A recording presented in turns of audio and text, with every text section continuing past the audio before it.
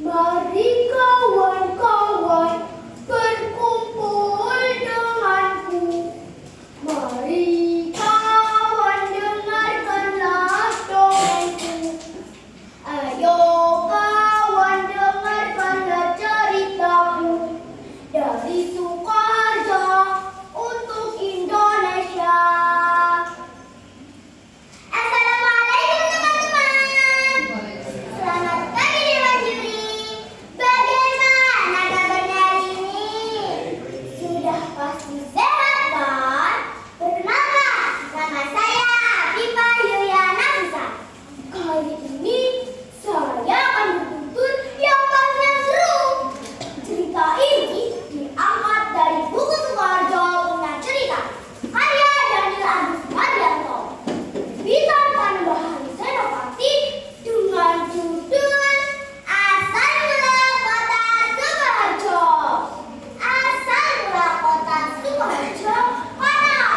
Berawal dari perpindahan keraton Kartosuro ke desa Salem pada masa Sri Susunan Pakubuwono II.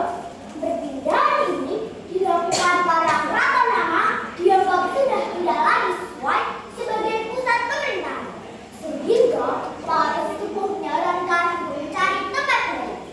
Tak, tak, tak, tak, dong, disahkan.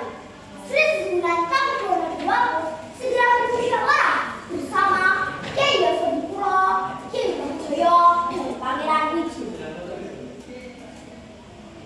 Menurut Hamba, tanah yang sudah dijadikan keraton itu kelak hendaknya mendatangkan kesejahteraan. Sukoharjo, Kanjeng Sunan, saran Kyai Tohjoyo.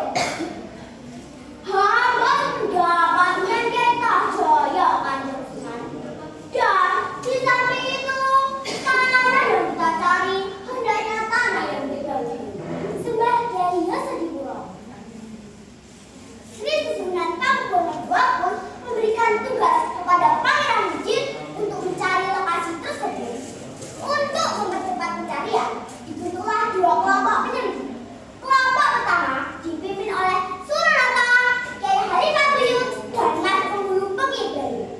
Sedangkan kelompok kedua dipimpin oleh Raden Temenggung Hanggareksa dan Temenggung Tirtowikuno.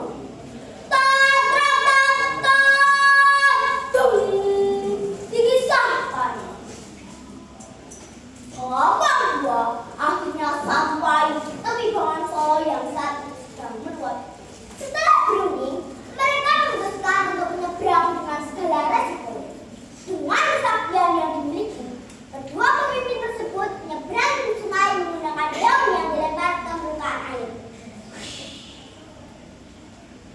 Sementara para penduduknya